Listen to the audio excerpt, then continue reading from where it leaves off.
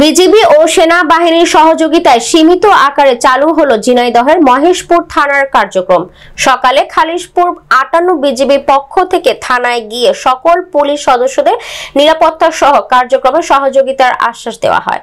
সেই সময় 58 বিজিবি পরিচালক লেফটেন্যান্ট কর্নেল শাহ মোহাম্মদ আজিমুস শহীদ, উপপরিচালক মেজর মোল্লা ওবায়দুর রহমান, সহকারী পরিচালক মোহাম্মদ সাইফুল ইসলাম খান, মহেশপুর থানার ওসি মাহাবুর রহমান সহ অন্যান্যরা উপস্থিত ছিলেন।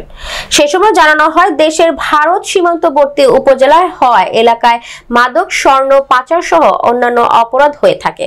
পুলিশ কর্মবিরতি পালন করায় এলাকায় অপরাধ বাড়ছে। তাই উপজেলার মানুষের কথা চিন্তা করে ও পুলিশ নিরাপত্তা বিবেচনা করে বিজিবি পক্ষ থেকে সকল প্রকার সহযোগিতা করা হবে। আর পুলিশ জানায়, এখন স্বল্প পরিসরে চালু করা হলেও তাদের দাবি মানা হলে দ্রুত সময়ের মধ্যে পুরোদমে কাজ শুরু করবেন তারা।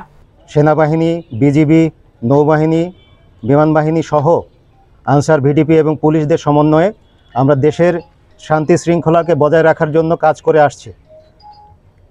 বিগত কয়েকদিনে কিছুটা জটিলতার সম্মুখীন আমরা হয়েছিলাম, কিন্তু আল্লাহর অশেষ মেহেরবানিতে 5 তারিখ এবং তার পরবর্তী সময়ে আমরা আমাদের মহেশপুর থানার যে আইন শৃঙ্খলা পরিস্থিতি সেটাকে নিয়ন্ত্রণে রাখতে সক্ষম হয়েছি।